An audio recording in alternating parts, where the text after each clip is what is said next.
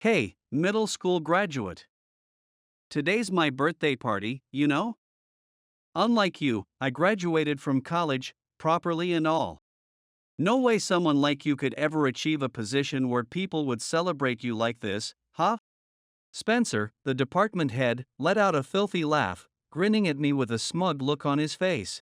What awaited me upon my return to headquarters after 10 years was Spencer's intense harassment. Even after all these years, he hadn't changed a bit. Clenching my fists tightly, I started to rise from my seat. Just then, the sharp sound of heels striking the floor echoed through the room, and a stunning colleague appeared. Spencer, do you even know who he really is? With a triumphant smile on her flawless face, she delivered the line like a challenge. And so began my grand comeback story, 10 years in the making. It had been a full decade since I last set foot in headquarters. The unchanged exterior of the building, the familiar layout of the rooms, the creaky sound of the doors, the desks and chairs, the potted plants, and the large windows designed to let in sunlight. All of it stirred a deep sense of nostalgia. Of course, the faces of the employees were entirely different. My old peers had long since climbed the ranks and moved to other departments. The second sales division, where I was now assigned, was filled with young employees who had joined the company in recent years. When I introduced myself and announced I would be working there starting today, they greeted me with friendly smiles and applause. But there was one face I recognized. Surprised you managed to come back, considering you're just a middle school graduate. A woman approached me slowly, her heels clicking against the floor in a deliberate rhythm. Her beauty was breathtaking, so much so that the phrase dazzling smile seemed coined just for her. As she locked eyes with me, she smirked, looking down at me with condescension. Curtis, it's been a while. Do you remember me? Of course, Allison. Could you show some respect? I'm a manager now. Oh, right. Sorry. I apologize. When I corrected myself, Allison exaggeratedly sighed, as if to mock me. Honestly, this is why middle school graduates are so hopeless. Isn't that right, everyone? With a smirk, she glanced around the office. The employees, visibly uncomfortable with her repeated mention of middle school graduate, avoided making eye contact with either of us. She's absolutely right. The voice came from Spencer, who was grinning from ear to ear. His loud, obnoxious voice and smug demeanor struck a strange chord of nostalgia, even after all these years. Thank you for your hard work, Spencer. Allison sidled up to Spencer, using a sweet, coaxing tone that was completely different from the one she had directed at me earlier. Someone as stunning as Allison acting sweetly toward him made Spencer visibly giddy, his expression softening instantly.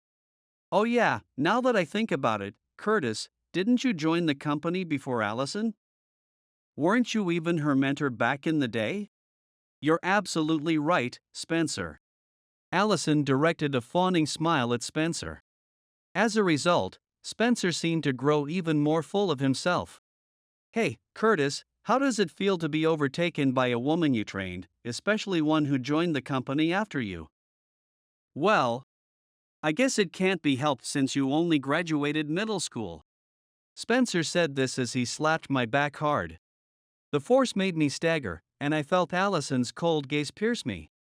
People like me and Allison, who graduated from college, are just on a different level than someone like you, who didn't even make it into high school.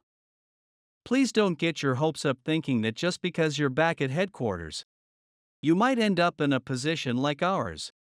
Spencer exaggerated a look of pity, shrugging his shoulders dramatically.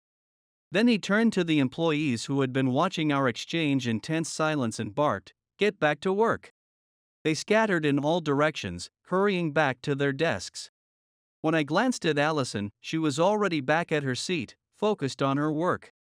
Her profile was as dignified as it had always been. With a quiet sigh, I headed to the desk that had been assigned to me. 1 month passed since I returned to the headquarters. As I sat on the couch in the break room, sipping coffee, and thinking about how my work rhythm was finally coming back, Hannah walked in. Hannah was in the same second sales division. And despite Allison's disparaging remarks about me being a middle school graduate, she had been friendly and approachable.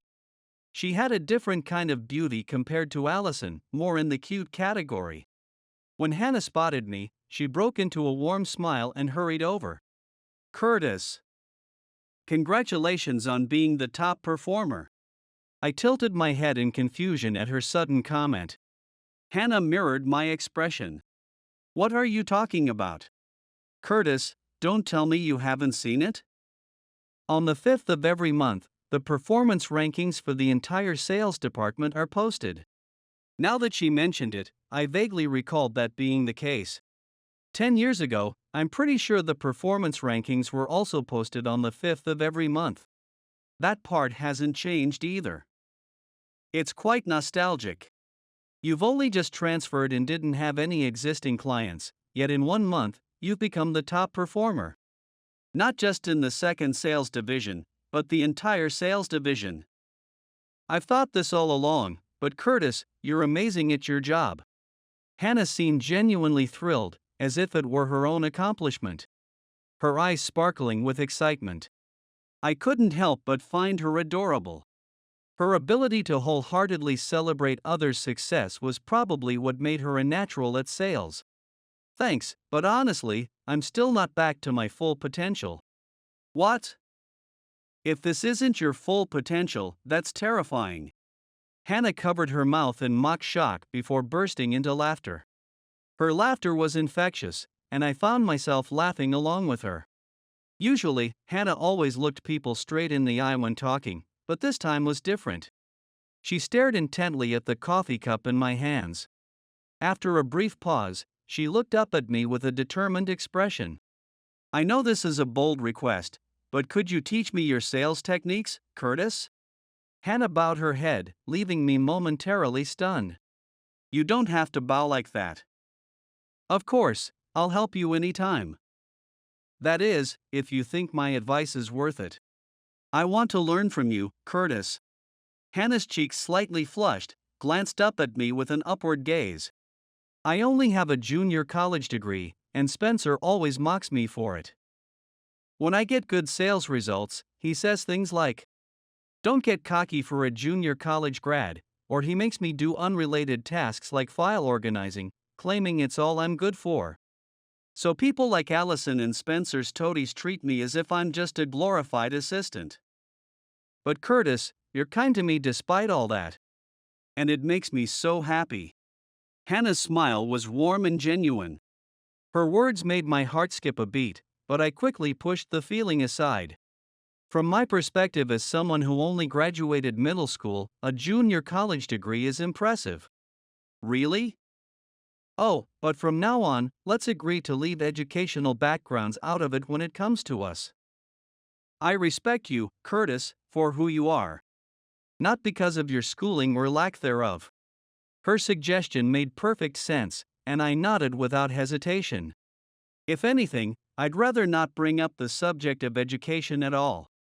On the way back to the division after finishing my coffee, Hannah suddenly said, "By the way, I once heard there was an incredibly skilled salesperson at one of the subsidiaries." That was you, wasn't it, Curtis?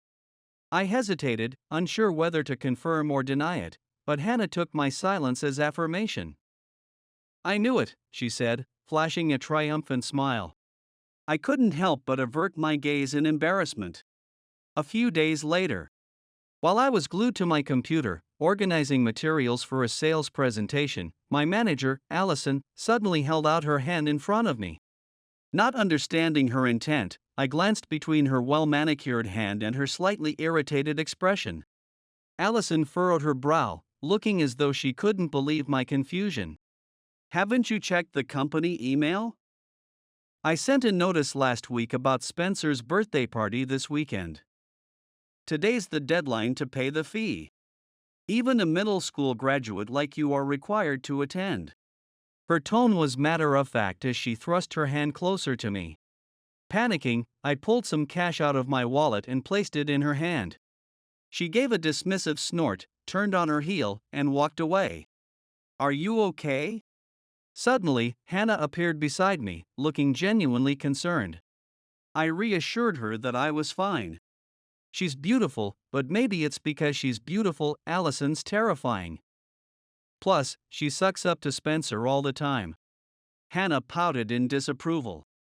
Still, they're throwing a birthday party for Spencer, huh? It's an annual tradition. Everyone's forced to go, and it's pay to attend. Really? I couldn't help but express mild admiration, while Hannah shrugged her shoulders indifferently. Back when I was at headquarters, they didn't do things like this. But then again, the department head back then was someone else, and Spencer was just a section manager. I don't really want to go, but if I don't, who knows what he might do. Spencer's notorious for transferring people he doesn't like to less desirable positions. I've heard that. I nodded dramatically to emphasize my point. But this year, Curtis will be there, right? If you're going, it'll probably be more fun. Let's chat a lot, okay? You're always chatting with me. Hannah puffed out her cheeks in mock annoyance at my comment. As I smiled at her reaction, she leaned in close to my ear.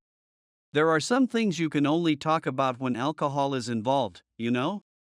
The warmth of her breath made my heart race. You, Curtis, Hannah, do you really have time to be chatting? Allison's cold rebuke and sharp glare cut through the moment. Hannah hurried back to her desk.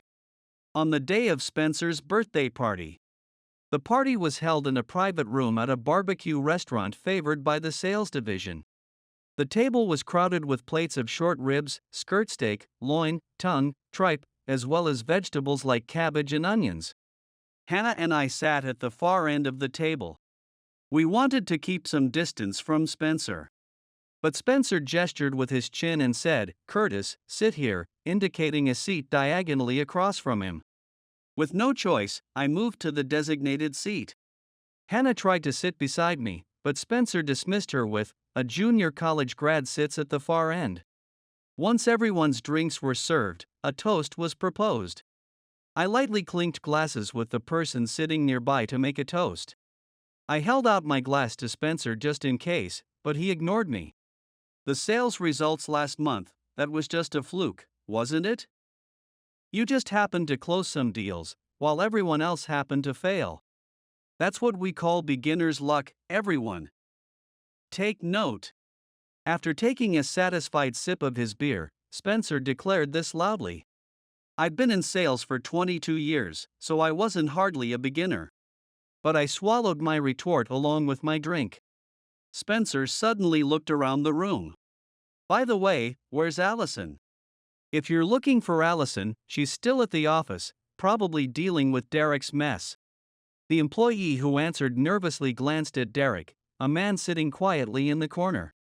Derek had been assisting Spencer with negotiations involving an important client. But yesterday, it was discovered that he had made a pricing error on the product. Spencer barely acknowledged Derek with a glance before gulping down his beer. Ah, Allison's diligent. Not to mention, she's a college graduate and an elite.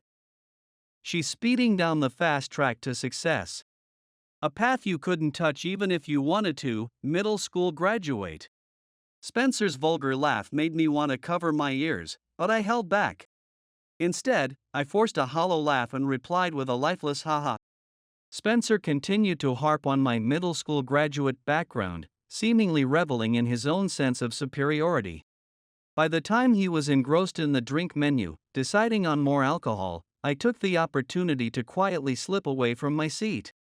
I casually told those nearby, just heading to the restroom.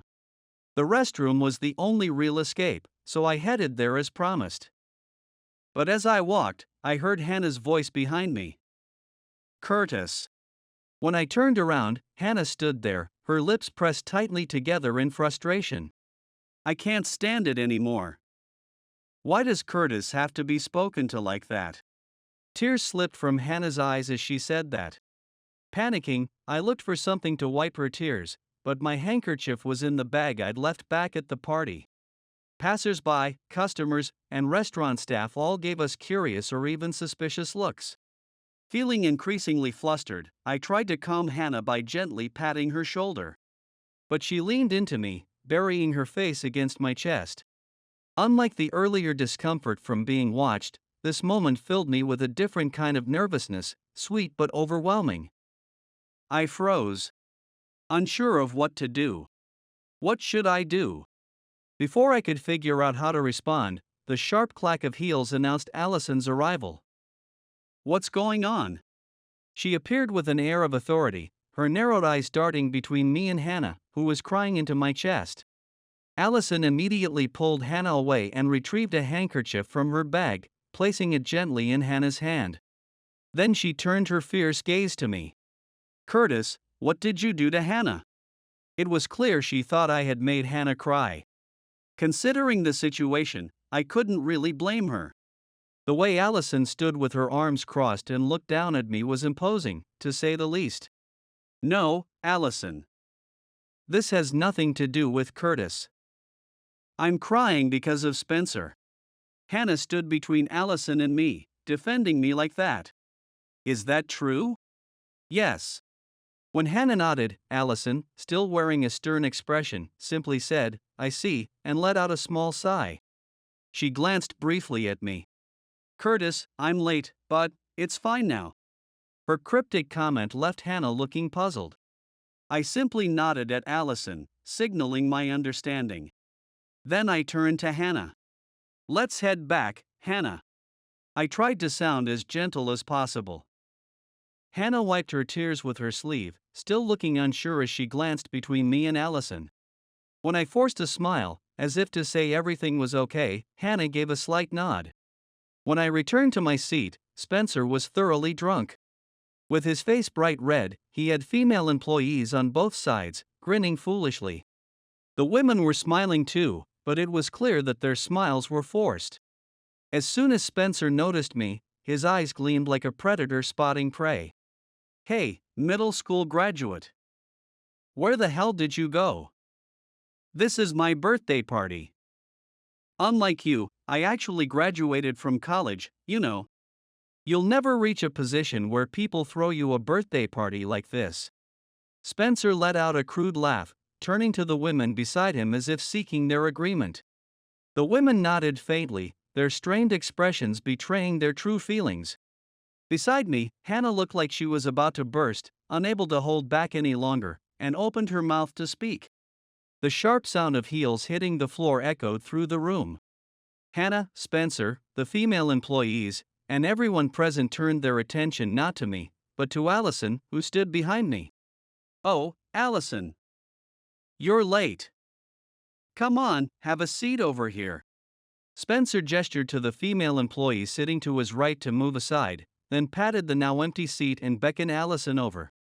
No, thank you. Allison's words silenced the room as if someone had poured water over it. The smile vanished from Spencer's face. What's the matter? Tired from working overtime? But that's no excuse for ignoring an order from your boss, is it? Even so, Allison didn't move. A vein started to bulge on Spencer's forehead. Hey! What's with that attitude? Do you think you can treat me like this? Just because I've been a little kind to you, don't get carried away. Spencer's frustrated yelling filled the room. Yet, Allison still refused to sit next to him. A gentle hand rested on my shoulder. I turned to see her. Spencer, do you know who he really is? Allison, standing behind me, cast a triumphant smile as she looked down at me with her refined features. Who he really is? What are you talking about? Allison, what nonsense are you spouting? This guy is just some middle school graduate. Curtis. Ignoring Spencer's furrowed brows, Allison addressed me. I nodded and stepped forward. Spencer glared at me with a mix of anger and confusion on his face. Without acknowledging his expression, I began speaking. Spencer, for years, you've been taking credit for your subordinates' achievements and blaming your mistakes on them, haven't you? That's how you got to where you are now, isn't it? What's this all of a sudden? What nonsense are you spewing, you middle school graduate? Got any proof? Of course we do. Allison stepped in front of Spencer, holding up her phone conspicuously. She opened a recording app, turned the volume to maximum, and pressed play. The deal with the client failed because of you, Derek. It's your responsibility. What? But I didn't. I was just assisting Spencer with the deal itself, and. Is that so? Don't forget, you've got a wife about to give birth, right? Imagine if you got fired from the company now. Your expenses are only going to increase. It's your responsibility, and I'll report it as such. Understood? Okay. In the silent room, the voices rang out clearly. They were Spencer's and Derek's voices. I glanced at Derek, who was seated properly, his fists clenched tightly on his lap. He must have recorded it. At Allison's request. No one said a word. The two female employees sitting next to Spencer quietly got up and left their seats. Spencer, whose face had turned pale, was now beginning to flush red with anger. He slammed his fist onto the table. The loud bang echoed, causing the glasses and plates on the table to tremble. Allison! You betrayed me. Betrayed? You were the one trying to frame me, Spencer. As Spencer yelled, spittle flying, Allison responded with a cold smile. Spencer grimaced with frustration, unable to say anything more. It was as if the tables had turned from 10 years ago. 10 years ago, when I was still working at headquarters.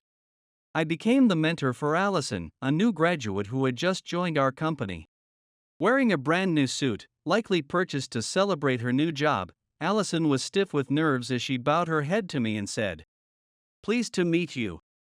Unlike the composed and sophisticated Allison of today, she still had an innocent charm back then. Don't be so nervous. Even though I'm your mentor, we're the same age. At that, Allison's head shot up like a spring. Her face was filled with surprise. Her eyes were wide open. We're the same age? You look so much older. I mean, you seem so experienced. So, you're saying I look like an old man? No, that's not what I meant.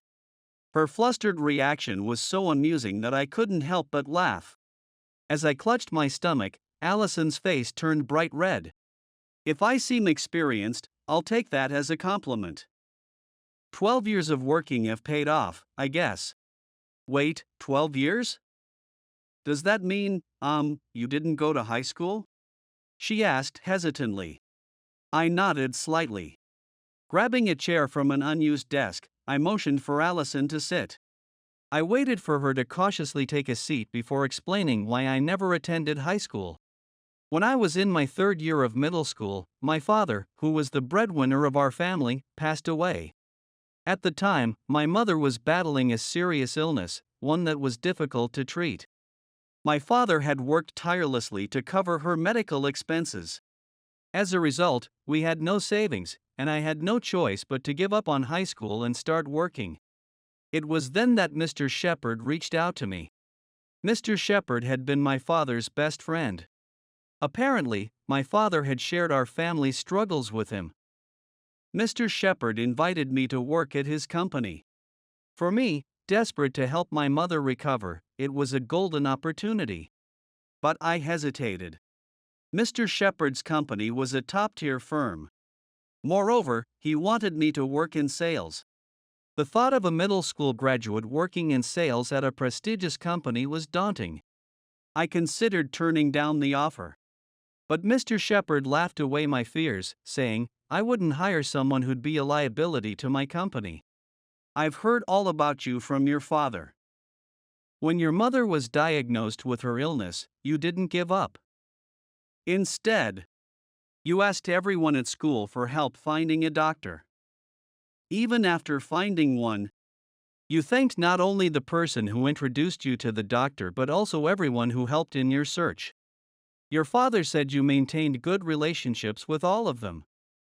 He was so proud of you, calling you a son he could brag about anywhere. I believe someone like you will excel in sales. I burst into tears on the spot, and Mr. Shepard gently patted my head. At that moment, I made a vow. I would work for him and repay his kindness. When I finished my story, Allison's eyes were brimming with tears. What about your mother? Oh, she's completely healthy now. Thank you for asking. Not at all. I wish I could do more than just worry, Allison said, looking down. What a kind person, I thought. Her words warmed my heart. Someone as empathetic as you will make a great salesperson. Let's do our best together. I spoke in an upbeat tone, and after wiping her tears, Allison smiled brightly and replied, yes. A month after Allison joined, I invited her out for dinner. I admired her dedication and enthusiasm at work and wanted to get to know her better. However, embarrassed to reveal my true feelings, I framed it as a way to acknowledge her hard work. Allison readily accepted the invitation. I made a reservation at a French restaurant near the office for the meal. I've heard it's popular with women and hard to get a reservation there. How did you manage to get a reservation here? When Allison sat down, her eyes sparkled as she eagerly looked around the restaurant, her gaze darting from one elegant detail to another. Seeing her so delighted, I let out a small sigh of relief. The conversation flowed more naturally than I had expected. Allison shared things she couldn't say at work, like complaints about her boss, especially Spencer. She also talked about the toy poodle her family had at home, and her recent hobby of grinding coffee beans herself. I listened attentively, enjoying her stories and chiming in with nods and the occasional comment. Oh, I'm so sorry. I've been doing all the talking, and it's all about me. No, I enjoy hearing your stories, Allison. But still. She bit her lip, looking oddly frustrated. In that case, how about granting me a small request? Yes. Anything. A smile crossed my face as Allison suddenly looked up. Can you drop the polite language and speak casually with me? What? But you're my senior. Yeah, but we're the same age, aren't we? If it bothers you in front of others, then just do it when it's the two of us. I put my hands together in a playful gesture of pleading. Well, if you insist. Allison nodded, her cheeks slightly flushed. Internally, I celebrated with a silent fist pump. Allison was the kind of person who couldn't turn a blind eye when something didn't sit right with her. She pursued what she thought was right with unwavering determination. I admired that about her, though not everyone did. One day, an employee who had joined the company at the same time as Allison made the mistake of arriving late to an appointment, angering the client severely. Spencer, who was a team lead at the time, scolded the employee harshly. Reprimanding the mistake itself would have been fine, but Spencer's tirade extended to the employee's minor past errors, educational background, and even personality. The employee turned pale under the relentless criticism, looking utterly defeated. Spencer, that's enough. You're going too far. Allison interjected firmly. Spencer shot her a piercing glare. What's this? A fresh graduate daring to give me orders? There's a big difference between scolding someone and just venting anger. Honestly, it looks like you're doing this just to feel superior. Allison, stop it. I stepped in to stop Allison. Spencer shot me a sharp glare. Spencer, I apologize. I'll make sure Allison understands. When I bowed my head, I heard Spencer let out a derisive snort. No surprise. A middle school graduate mentoring her, it's no wonder she turned out this way. Curtis's education has nothing to do with this. Allison. I scolded her sharply, and she fell silent. But her clenched fists trembled with anger.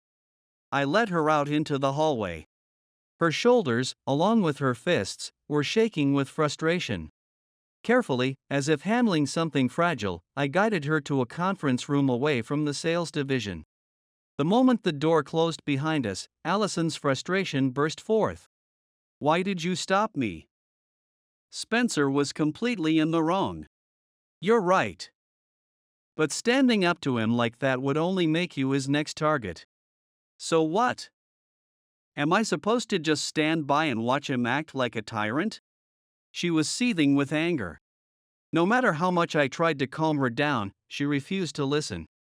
Even after that, Allison continued to openly criticize Spencer whenever she saw him overstep. When Allison spoke out, no one else tried to stop her.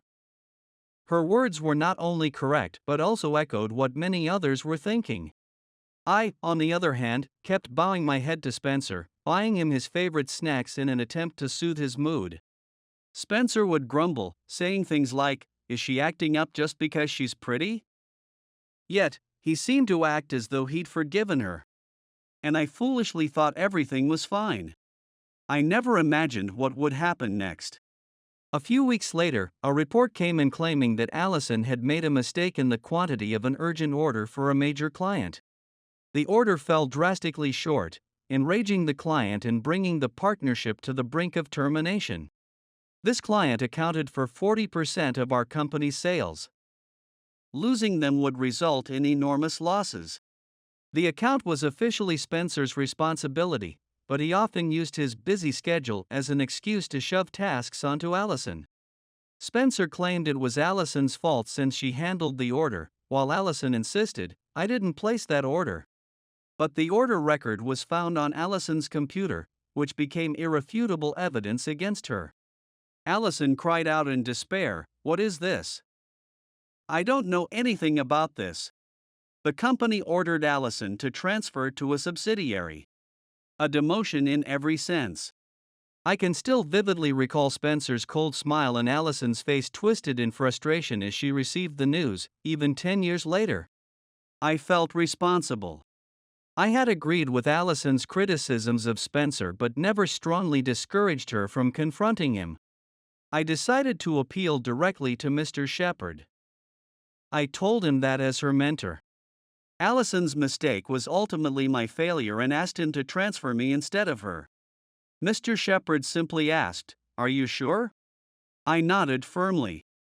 Thus, Allison's transfer was revoked, and I was transferred in her place.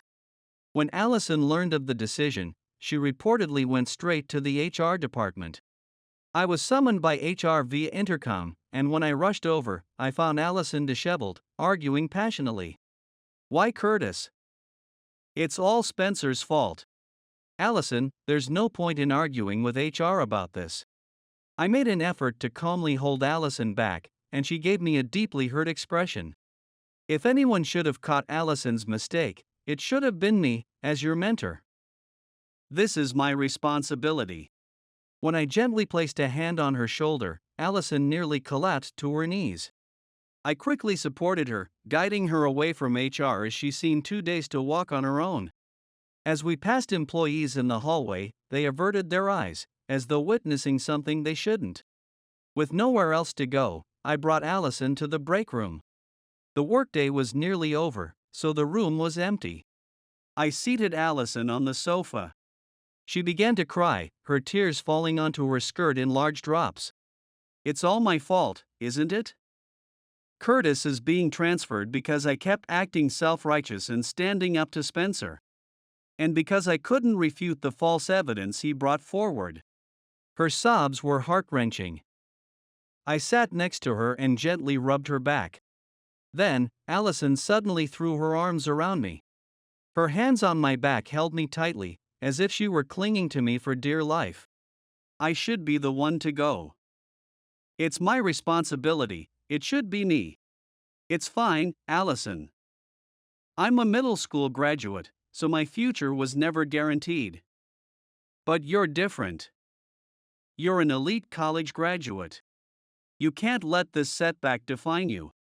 That doesn't matter, none of that matters."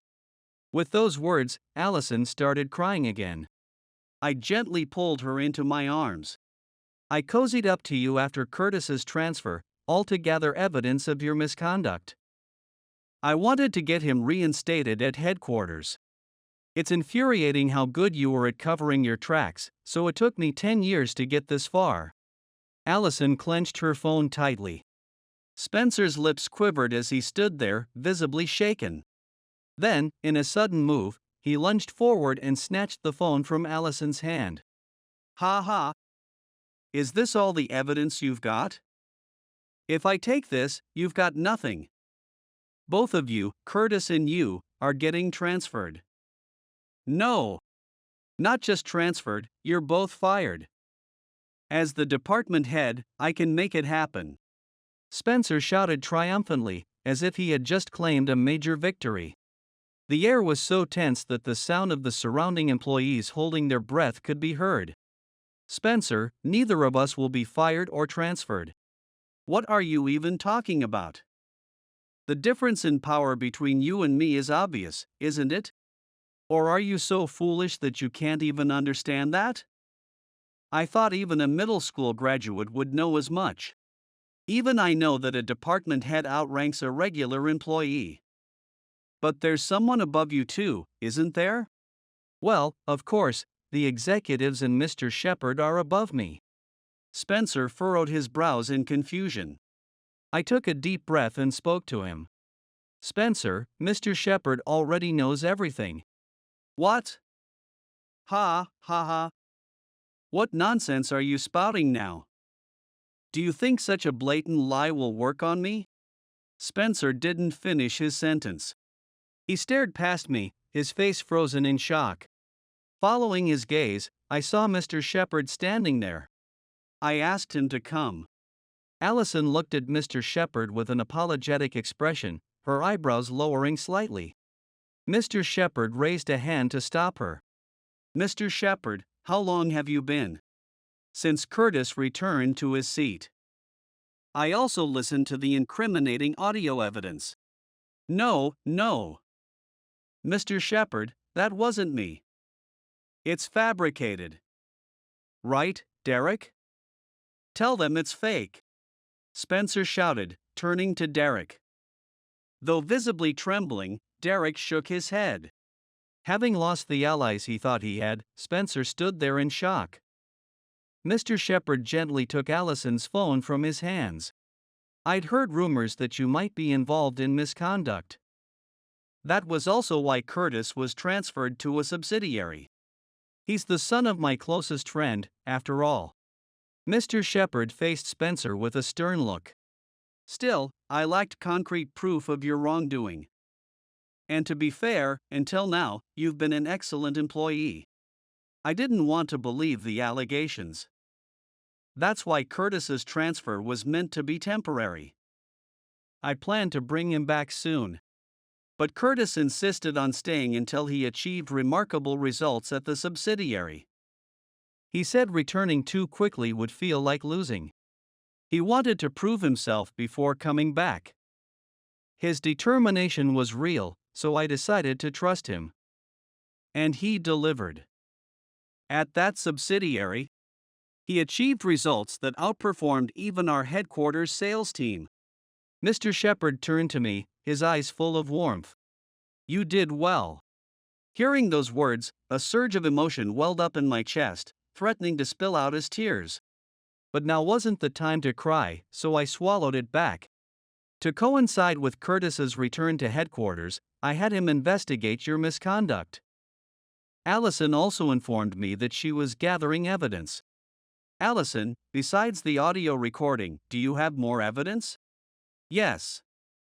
Former employees who were forced to resign because of Spencer are ready to testify at any time.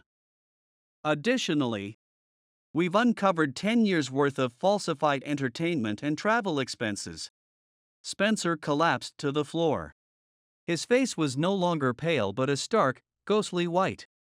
Mr. Shepard gently placed the phone back into Allison's hand. Then, turning to me again, he spoke with a deep sense of regret. It took 10 years to gather the proof we needed. I can't apologize enough for stealing such a precious chunk of your life. Mr. Shepard bowed his head deeply. Standing beside him, Allison clutched her phone to her chest and bowed as well. I tried to tell them to stop, but all that came out was a choked sob. How many times had I dreamed of this day, this moment?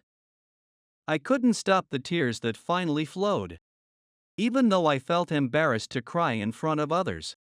Shortly after Mr. Shepard escorted Spencer out, the birthday party came to an abrupt end. Without the main figure, it was only natural. Besides, the festive atmosphere had already turned cold. On the way home, I walked alongside Allison and Hannah. Allison's heels clicked against the quiet streets. The sound oddly soothing. I'm so glad it's all over. Honestly, I was terrified that Curtis and Allison might get fired. It was Hannah who let those words slip. Her voice seemed to be trembling slightly. I'm sorry. When I apologized, Hannah managed to smile, as if she were holding back tears, and shook her head. To be honest, I thought Allison was on Spencer's side. I thought she disliked you, Curtis. It was all an act to deceive Spencer. If I couldn't fool even the others, he would have caught on right away. Allison let out a wry smile at Hannah's words. I truly respect you, Curtis.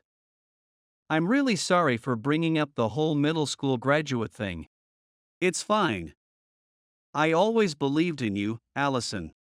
When I said that, Allison, who had been looking down, suddenly raised her head.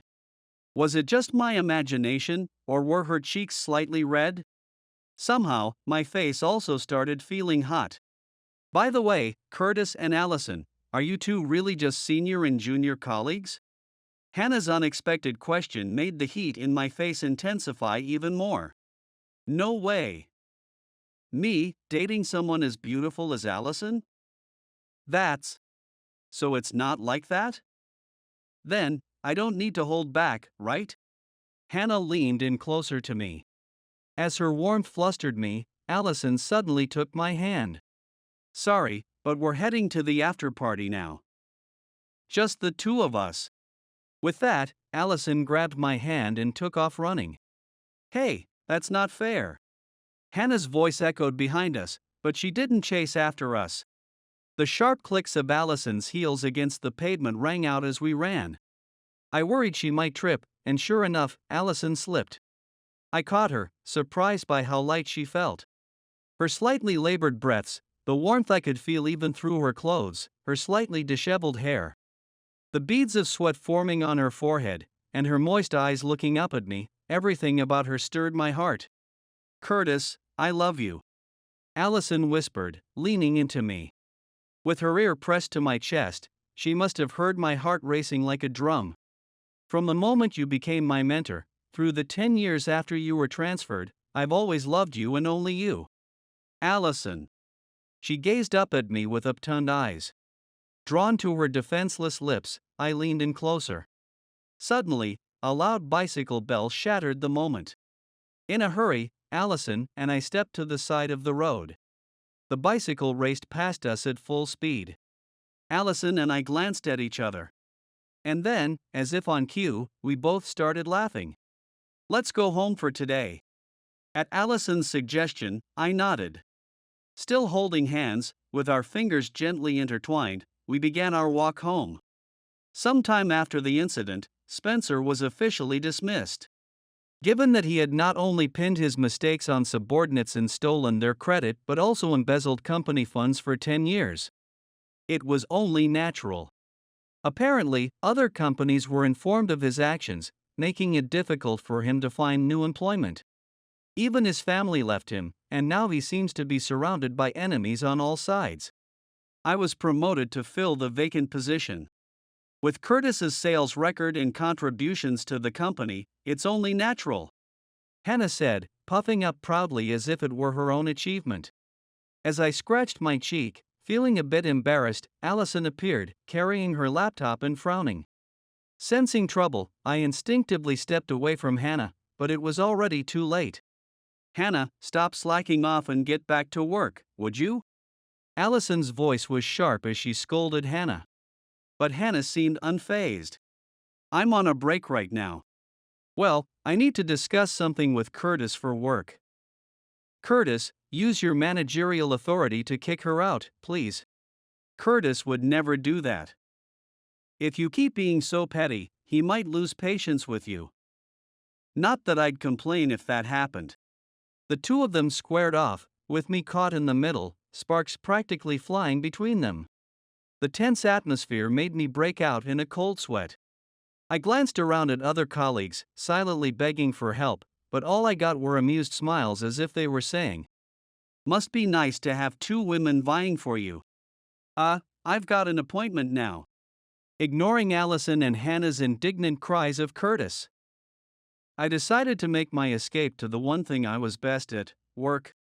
As I let out a sigh of relief by the elevator hall, Allison caught up to me. Leaning close to my ear, she whispered, "Can I come over tonight?" That's right, Allison and I started dating that night.